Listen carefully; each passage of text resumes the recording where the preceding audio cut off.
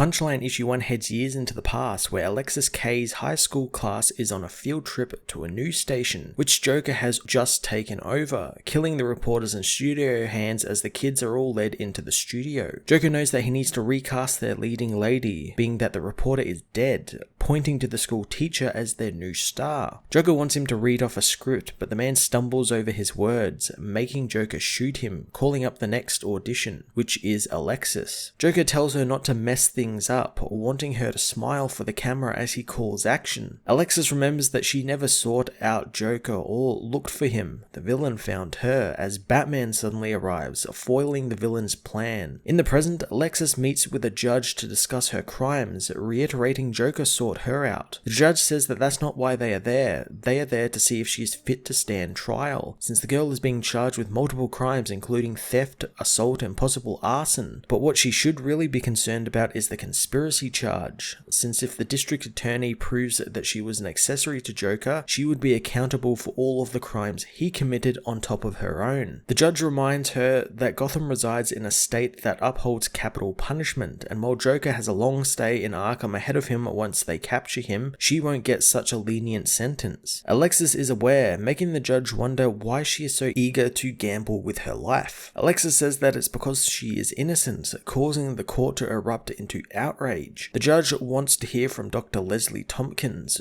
who says that in her brief time examining the woman, she discovered that Alexis was a deeply complex girl, thinking that she is living with an undiagnosed personality disorder for most of her life, which is further complicated by compounded PTSD. The judge asks if she is capable of providing full and reliable testimony in court, and Dr. Tompkins says that she is. Later, Leslie meets with Harper Row, who wants to know what she thought of the show in the courtroom. Leslie says that something is up, but she knows they don't need to light the bat signal just yet, but maybe it's best they keep a bat on retainer for now. Alexis is led out of the courtroom and back into the GCPD prisoner transfer truck, where one of the guards, revealed to be a Joker thug, asks if Punchline needs anything. The villain thinks it's time to go live, uploading the video of her tearfully revealing that Joker made her his victim, and used her after she thought Joker was a symbol that they could build something new in Gotham. Harper meanwhile returns home to find Cullen is watching the video, knowing that she can't seem to escape it, seeing it everywhere across the town. Cullen tells her not to blame him since his video algorithm is all messed up, as he asks Harper what she thinks of Punchline, and if she thinks she is sorry. The woman doesn't think that matters right now, since she did bad things and she needs to be held accountable for them. Cullen asks how the woman seemed in court, but Harper only knows that something definitely was off about her whole spiel. Cullen continues to ask questions, but Harper doesn't have time to answer them, knowing that she's got to get ready for the night shift. She asks if Cullen has any plans, but the man knows that his night is going to be a blast, especially when villains are trying to burn down the town and they can't go outside, making Harper know that his night is filled with video games and pizza rolls. Later on, Cullen begins playing his video games, with all his friends talking about Punchline, with Cullen telling them to quit it with their thirsty comments. He soon receives a private message from someone named Bluff, who shows Cullen that Punchline now has a podcast called The Hunt for the Joker. He boots it up and begins listening to Alexis's story about the first couple of Joker appearances and how there was no weight to his name yet, with the Gotham Gazette calling him a killer in a clown gimmick, not understanding who or what they were dealing with as Joker continued to think of something bigger, starting by killing prominent Gothamites on TV, but then moving on to poisoning the entire reservoir, which would have killed tens of thousands had Batman not intervened. She closes out the podcast by saying that she knows Joker doesn't know who she is,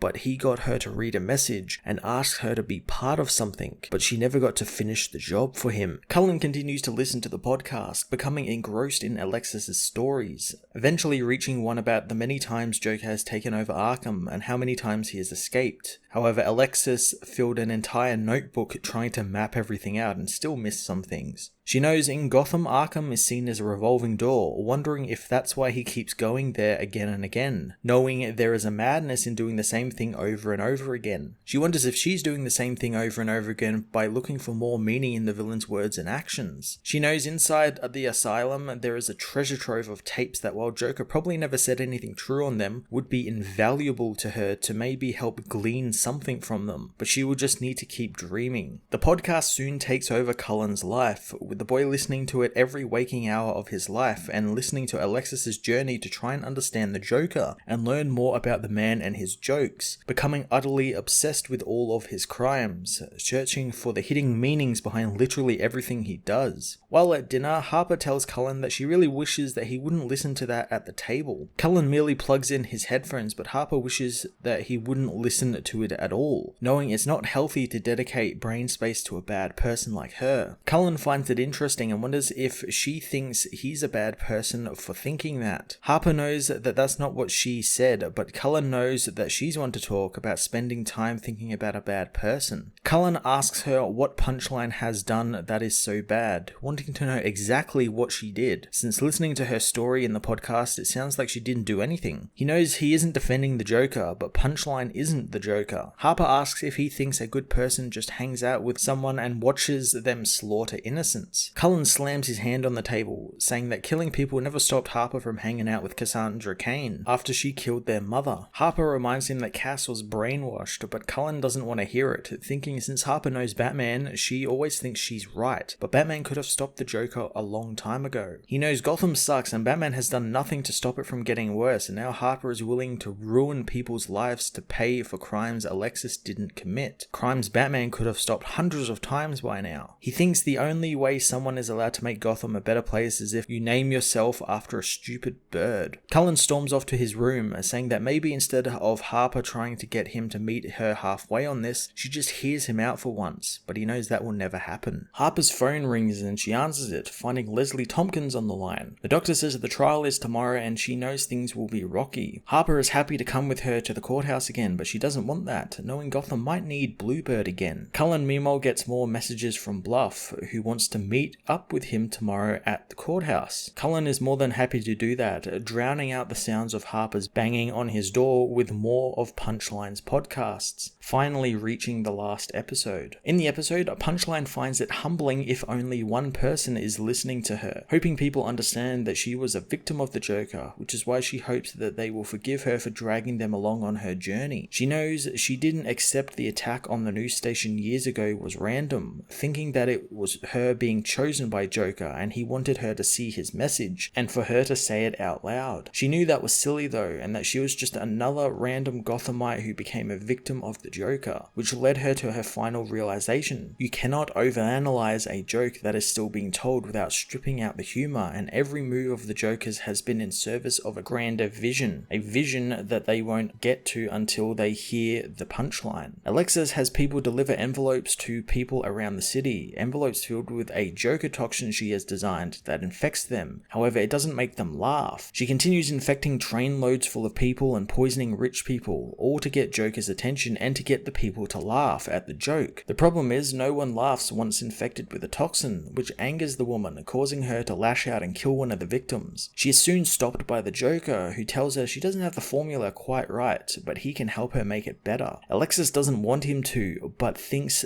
that they can help each other, kissing the villain and knowing that she can now make people finally hear the joke. The next day, Harper overwatches the courthouse and the huge crowd that has gathered to support Punchline. Leslie asks her what's happening since her car is at a standstill, so Harper tells her she might need to walk thanks to the giant crowd. Down in the crowd, Cullen meets with Bluff, who offers him a clown mask since it's about to start. Leslie's phone soon begins to ring again, thinking it's Bluebird, but the woman finds it's actually Alexis, who wants to thank the doctor since if she hadn't done her job, she would have just been thrown in Arkham, and no one would have been able to listen to her since no one listens to the crazy people. Leslie knows that she doesn't need to worry about that now, seeing as her podcast has over 1 million subscribers. Alexis hopes the good doctor is one of them, but Leslie only heard a young girl becoming obsessed with a dangerous man, and she's afraid of what that might do if left unchecked. Alexis says that they will have to find out, as Leslie says that they have people who have witnessed her crimes, but the girl doesn't know about that, knowing that when the people hear what she has to say, they might change their opinions. As Punchline continues to talk with Leslie, her thugs murder people around the world and the town. Punchline reveals that she planned her little show around the world and people from all walks of life are joining her crusade. She tells Leslie that people thought the Joker War was the end of the story, but it was just the beginning and the next part is going to shake everything up. Leslie knows that this won't work, but Alexis tells her to look around her since it's already working. Punchline is led out of the transport, turning on the waterworks as the people chant her name, demanding that she be freed. Bluebird continues to watch the growing crowd, spotting Cullen within it with his new friend Bluff, as her brother dons the clown mask.